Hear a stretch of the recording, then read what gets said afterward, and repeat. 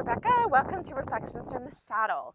So I just want to give a little plug here about, I have a podcast called HALE and HEARTY Horses, and it is all around holistic medicine for horses. So we talk about a whole bunch of subjects, and I'll leave that link below because, this is my sort of fun thing that I do, the Reflections from the Saddle, because I'm an adult amateur who, has ridden for many, many years, but I'm not a professional, so I just try and share my advice. What I am a professional at is that I'm a doctor of acupuncture and Chinese medicine. I've been practicing on horses for over 20 years.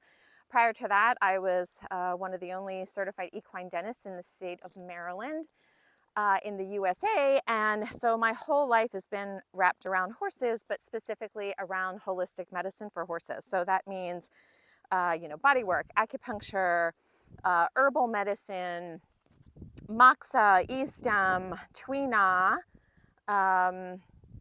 holistic nutrition, and a whole bunch of other subjects.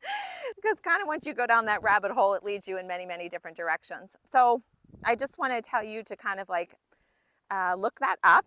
And I think you'll really enjoy that too, besides just what we're doing here at Reflections from the Saddle. So that's called HALE and HEARTY Horses.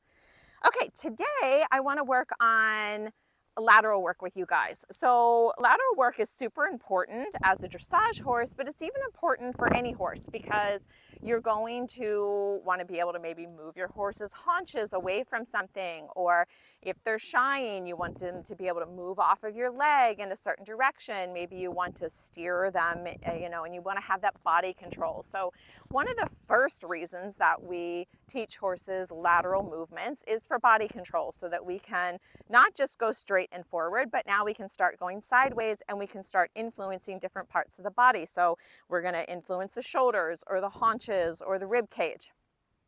And so there's a sequential way to go about teaching your horse any sort of lateral work, and you start with the simple things and you get harder, and as you get harder you actually start to learn to control these different body parts in better ways and in more ways. And of course that builds not only this large scale of communication that you're going to need to go up through the levels, but it also builds engagement and collection and all those things, and you can use these lateral exercises to help you do that with your horse. And so we're going to start with the simplest one, which is a leg yield, and it's something that is the first introduction of a horse actually going sideways off of the leg instead of just forward off of the leg. So for the most part, as a young horse, we just want them to go quietly forward.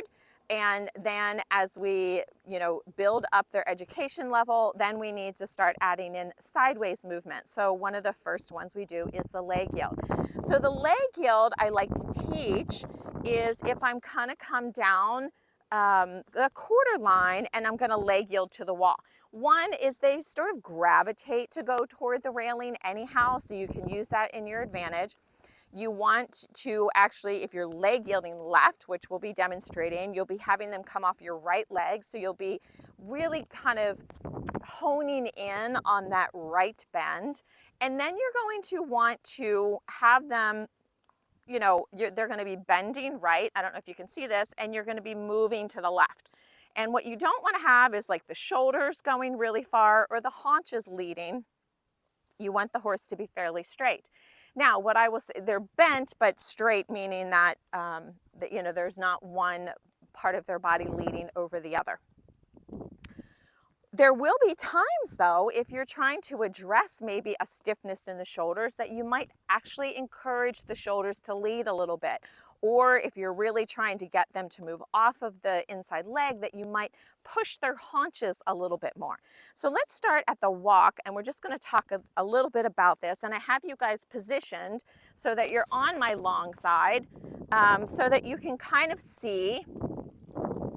And first, let me just come around here and show you a little bit of positioning, because you don't want the leg yield to be like this. Okay, that's leading with the haunches, and now he's really leading with the haunches. Now, there is a leg yield down the long side of which some people teach, which this will be your positioning, and I'll show that in a minute, but let me just show you the things you don't want to do first. The other one is you don't want to have it so that their shoulders are leading really far and their haunches are kind of dragging, okay? So this isn't a leg yield either. You do not want to be pulling on the inside leg. So we're not, pulling on the inside rein. We're not trying to get them to leg yield by pulling their neck, because now they're just crooked, okay? You really want it to come off of your inside leg. So in this case, off of my right leg.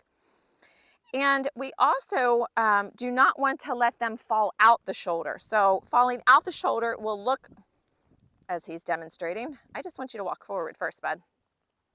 I don't want him to be falling out the shoulder and kind of like drifting like that. See how he's stepping out with that left front? Okay, so we'll show this a little bit more as we get walking, and we'll come down the long side and I'll show you, or I'll come down the quarter line and I'll show you some of the things that you can do wrong.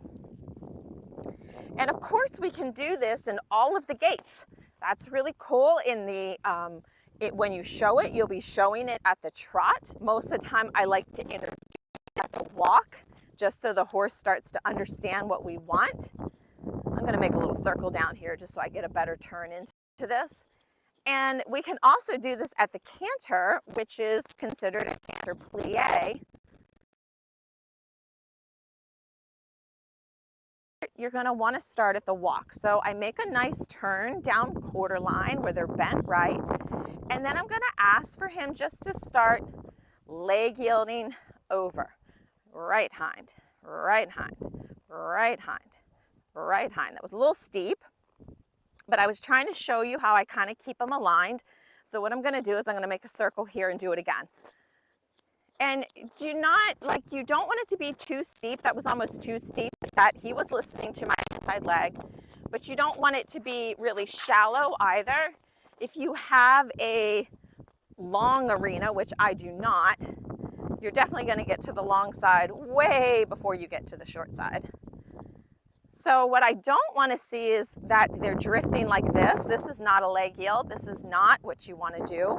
And we're going to come, I'm going to circle around again and kind of show you another bad thing that you don't want them to do.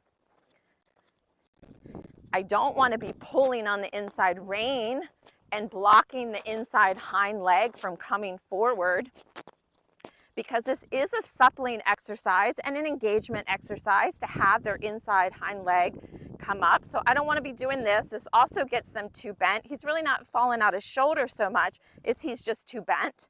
Okay, so that was ugly. And then we'll show another problem. And if you have no bend, or if you've got them too stiff in their body, then you're going to have the haunches lead, and you don't want this either, okay? So that's the haunches leading, and that's not a leg yield either. So that's at the walk, and so we'll try to show another good one. And then we're going to talk a little bit about the body positioning of the rider to ask for the leg yield, and where your concentration is. Your concentration is going to be on this inside hind leg. Easy, bud. So it helps to go straight first and then initiate the bend and walk over to the side. And sometimes I find it's hardest to do with the walk. And you're going to want that it's nice and even. So you're going to get the best scores when it's nice and even, not that you go sideways and then go straight and then go sideways and then go straight. Now you can use that exercise. Sometimes I use that exercise if I have a horse like he just did in the walk, where he's like, oh, I'm too much sideways, and then I overcorrect it, and then he's not going sideways, and then he's too much sideways. I will actually come down center line. I'll leg yield. I'll go straight for 1 or 2 strides. I'll leg yield for 2 or 3 strides. I'll go straight for 1 or 2 strides. I'll leg yield for 1 or 2 strides. And I do all this so that I make sure that I have him between my aids. Okay, so that's like a different way to do it, to make sure that you have him between the aids. And then of course you can do that in the trot and the canter. But before I get to the trot and the canter, I want to show, can you move your buttock over? Thank you. I've kind of got his head a little catty-cornered so that you can see my body. So what I don't want you to do is do this. I don't want you to be like, oh, I got my inside seat bone on and I'm pushing him over and now I'm drifting over, okay? Because then that unbalances them. You also don't want to get to where you're leaning in and driving them over. Now I'm exaggerating, but a subtleness of that would be like this, where I'm really driving with this side of my body, okay? You want to create a space for them to go to, so you don't want to think of them contracted on this side. You want to allow them to lengthen this outside and move over to the left, but you're not leaning over and you're not, kind of like, oh, come over here. You're not doing that either. So it's really important that your upper body and your seat stay pretty like uninvolved in it, is what I will say. So yes, do you want to have a little bit of weight on your inside seat bone? Yes, because that's the leg that they're bending around, but you don't want to be jamming it down in their back. That makes them hollow the back, and we'll talk about that more in the shoulder in. I want to have equal length on both of my side bodies, and I want to be sitting up straight. I don't want my shoulders to get unlevel. I want all this to be level, and I'm looking in the direction I'm going, and I'm just asking them to leg yield over to the side, okay? So it's not, don't make it over complicated.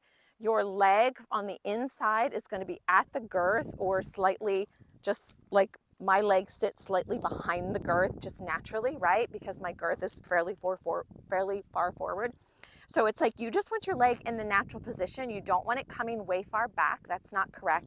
It's just in the natural position, and you're using your thigh and your calf to kind of push the horse over, okay?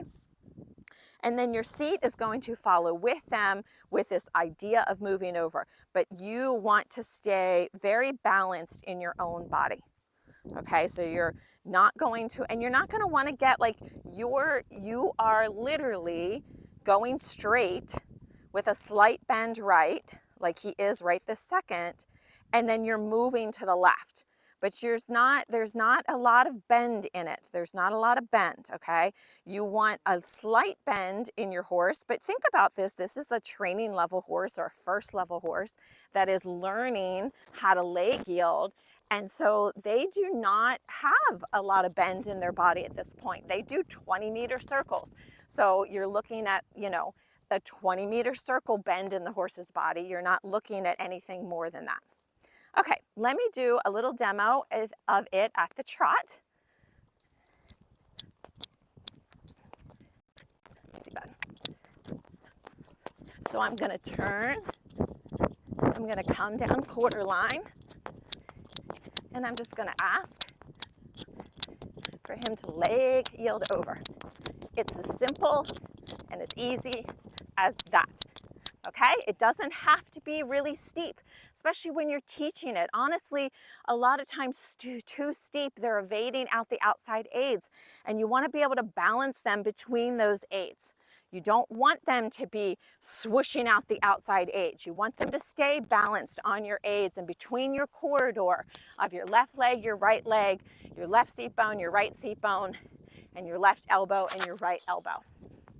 Okay, let's show what we would call a plie in the canter. And I would not do this from quarter line. Okay. So in the canter, I don't go to quarter line. I'm going to go in between quarter line and alongside. And I'm just going to ask for a little step over, step over, step over. Okay? That's the plie. And what that does is that engages the inside hind leg to step underneath their center of gravity and really helps the canter in collection. Okay, so that is the leg yield, and I'll bring out my next horse and I'll show you a little bit different techniques with him. But so now join us in the next video because we're going to talk about the shoulder in.